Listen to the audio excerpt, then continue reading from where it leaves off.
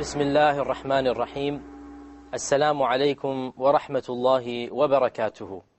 I welcome you to another episode of our series السفرة الكرام, where we strive to be in the company of the holy angels by perfecting our recitation of the Quran. I am your host Abu Ammar Yasir Qadi. Now many people don't know that the Quran was originally written in a very, very ancient script. A script which the majority of Muslims of our times would actually find it impossible to read. Not only was the actual script different, there were also no diacritical marks, we call them tashkil, no fathas, kasras and dhammas. Also there were no dots to differentiate between the ba and the ya and the ta. All of these letters were written without a dot. And the way that the Arabs would tell the difference between the letters would be by context. So the question arises, when did these additions occur in the Quran? And the answer is that very, very early along, in the 1st century of the Hijrah.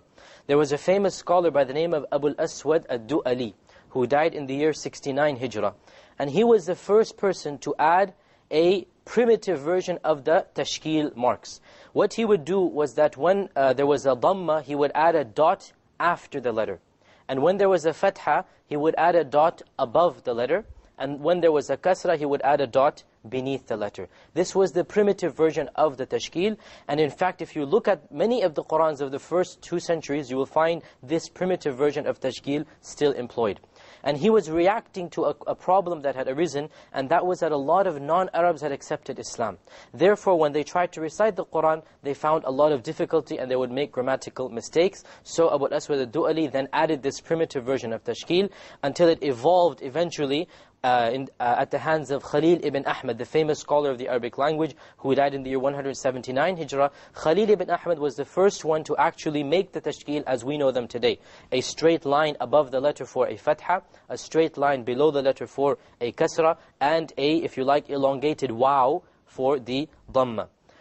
We go back to Abu al-Aswad al-Du'ali, and we say his 2 students then devised a system for differentiating the ya from the ba, from the ta, from the tha, and the qaf from the kaf, and so on and so forth. So his 2 students by the name of Yahya ibn Ya'mar and Nasr ibn Asim. These were his 2 students, Abu al-Aswad students, who first devised the dotted Arabic alphabet. Before their time, the Arabic alphabet had no dots in it. So these 2 students, and they died in the later part of the 1st century of the Hijrah, they were the first ones to write the Quran with the dots for the letters. So basically, within the first 80 years of the Hijrah, barely 70 years after the death of the Prophet ﷺ, the Quran was in a very, very similar form to what we find today. Returning to our topic of tajwed, we were talking about the elongation of the vowel letters, or the rules of the mad. And we're now on the 3rd episode of our series regarding the rules of the mad. And in today's episode we will discuss 2 other types of mad. Al-mad al-arid lis-sukun and al-mad al-lin. Don't worry about the Arabic terms. The only reason we're mentioning the Arabic terms in this lesson is so that you can corroborate what I am teaching with what is found in most of the books of tajweed. What is important is to understand the rule and not to memorize the name of the rule. We move on to the first type, and that is basically both of these deal with a sukun after the mad. This is something we have not covered before. What happens when a sukun occurs after the mad? Well, there's a number of ways that sukun can occur. The first way is due to a voluntary stop.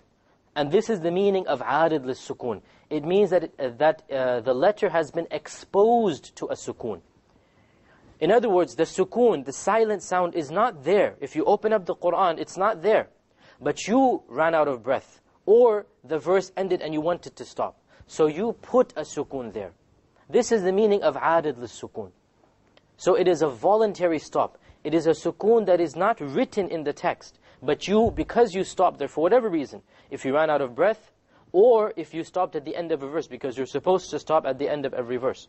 So when you stop at the end of a verse, and there is no sukun there, you put the sukun there, this is called arid lis-sukun, and it's a voluntary stop. And the ruling is, once again, you have an option. You have a choice. 2, 4, or 5 harakas, you have the absolute option. However, once again, consistency. What do I mean by consistency? Who can tell me? What is the meaning of consistency? If you choose any harakas, you must... Exactly. If you choose a particular number at the beginning of your recitation, you must always remain with that number in that particular recitation. So let us look at any verse, the first few verses of the Qur'an. Suppose, this is Surah Al-Fatiha, the first 3 verses. Suppose I did not stop. How would this be recited? You would say, أعوذ بالله من الشيطان الرجيم بسم الله الرحمن الرحيم الحمد لله رب العالمين الرحمن الرحيم مالك يوم الدين. Notice I didn't stop after Alameen, even though there is a end of a verse there. Okay. So in reality, there is no sukoon on the noon. Rabbil Alameen ar-Rahman ar-Rahim. But suppose I were to stop, as I should stop. It's encouraged to stop at the end of a verse. Alhamdulillahi Rabbil Alameen. This is added lis-sukoon. And in this case, I use 2 harakas. Alhamdulillahi Rabbil Alameen. 2 harakas. But I have the option of doing it 4. Alhamdulillahi Rabbil Alameen. And then I have the option of doing it 5. Alhamdulillahi Rabbil Alameen. There's 5. But whatever I chose here, I should be consistent wherever I stop in the next part. Ar-Rahman Ar-Rahim and Maliki Yawmiddin. So suppose I chose over here 4. By the time I get to the end of this verse, I should also choose 4. And then when I get to the end of the 3rd verse, I should also choose 4.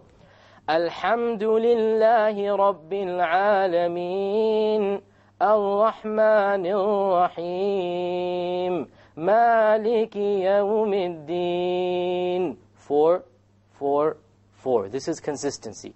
If I'm not consistent, if I'm inconsistent, then this is a mistake of tajweed. Okay, so to repeat, a very simple rule. When you put a sukoon where there is no sukoon, you put it there because you stop. Then you have the option of doing it 2 or 4 or 5 harakas. It is up to you. But once you have chosen what you want, you should be consistent in that. This is known as aarid lis-sukoon, meaning that you have exposed it to a sukoon. It is not there in and of itself. You are the one that has placed the sukoon there. Simple enough rule. I don't think there's any confusion in that. Let's move on to the second type of sukoon after a letter of the mad. This is technically not a letter of the mad, but the scholars have included it here. This is when a sukoon occurs after a silent ya or waw, which is preceded by a fatha. Now that sounds very complicated. When you see the examples, you understand.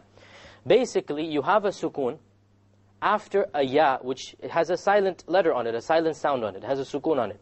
And the ya is preceded by, or a waw, excuse me, ya or waw. The ya or waw is preceded by a fatha. Now, for it to be a letter of mad, the ya must be preceded by what? A kasra. And the waw must be preceded by a dhamma. So this is not technically precisely a letter of the mad, but the scholars have included it because the sound will be a mad. This is called al-mad al-leen, or if you like, the easygoing mad. When you look at the examples, you'll understand. For example, the word shay'. Okay? The word shay', you have over here, we put a sukoon there on the hamza. The ya already has a sukoon. Before the ya, there is a fatha. Okay? Likewise, al-bayt, the house. The ya has a sukoon on it. We stopped there on the ta, so we put the sukoon there. Before the ya, once again, there is a fatha. Here we have the option, if we stop there, of 2, 4, or 5. Once again, we have to stop on the ta. If you don't stop, or on the hamza, whatever the letter is. If you don't stop, you move on, there is no sukoon, there is no mad. So for example, al-bayt, suppose I did a mad of 2, al-bayt, 2. 4, al-bayt. And then 5, al-bayt. Okay, so we have 2, 4, or 5.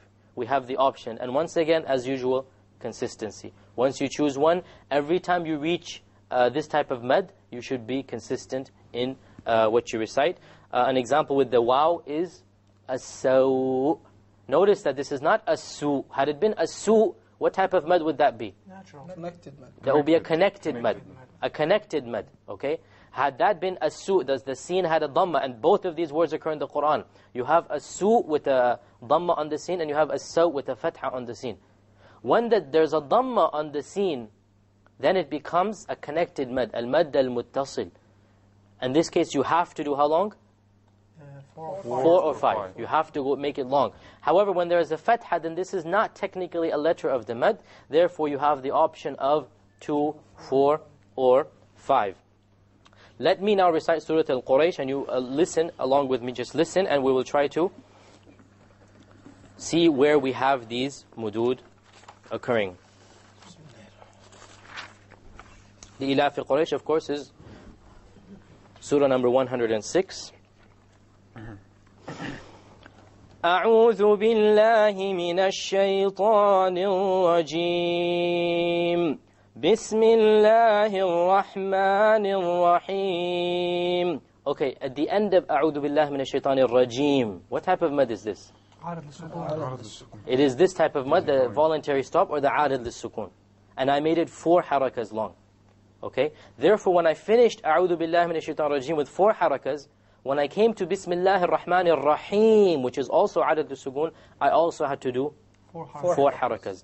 Were I to do 2 harakas in the أعوذ بالله, then I'd have to do 2 in the بسم الله.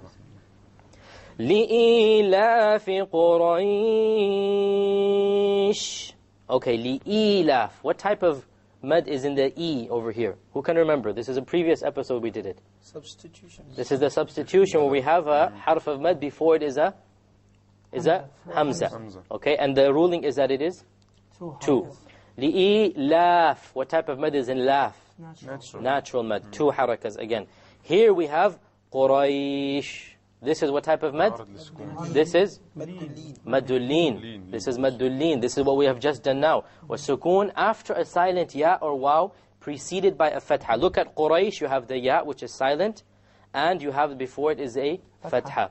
So I did it in this case 5 harakas. Once I've chosen 5 for this, I need to be consistent anytime it occurs. لإيلاف قريش إيلافهم رحلة الشتاء والصيف. What type is shita? Connected. It is a mad al-muttasil, a connected mad. So I have to do it 4 or 5. I have no choice of making it small to 2 harakas. فَلْيَعْبُدُوا رَبَّ هَذَا الْبَيْتِ. Once again, in the صيف and the bayt, both of them are مَدِّلِّينَ.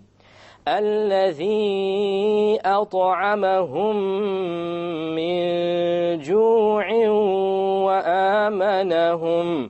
وَآمَنَهُم مِّن خَوْفٍ. Okay, الَّذِي أَطْعَمَهُم. What type of mad is that? Separated. It is a separated mad, al-mad al-munfasil. So we have the option of doing it 2, 4, or 5. We have a ya preceded by a kasra, which makes it a letter of the mad. This is then followed by a hamza, but in a different word. And this makes it a separated mad, which means we have the option of doing it 2, 4, or 5. أَطْعَمَهُم مِّن جُوعٍ. What did we do with the firstly, let's go to أَطْعَمَهُم. We have a silent meme followed by another meme. What is the ruling here? Idgham shafawi. Idgham shafawi. Min ju'. What do we do there? Ikhfa. We have a silent noon followed by a jim. Ju'u. What is the ruling here? We have a tanween. We have a tanween followed by a waw, so it will be idgham with ghunna. وآمنهم. Once again we have idgham shafawi. Min khawf. What is the ruling of the noon here? Idhar. And then we have khawf, which is a Maddulleen. Okay, so we have then talked today about 2 types of mad. The first is the mad due to a voluntary stop, عارض السكون, and in this case we have the option of 2, 4, or 5. And the second is a sukun, which is preceded by a silent ya or waw before it is a fatha. Once again we have the option of 2, 4, or 5 harakas. With this we come to the conclusion of today's episode. I hope to see you next time. Until then, Assalamu alaikum wa rahmatullahi wa barakatuhu.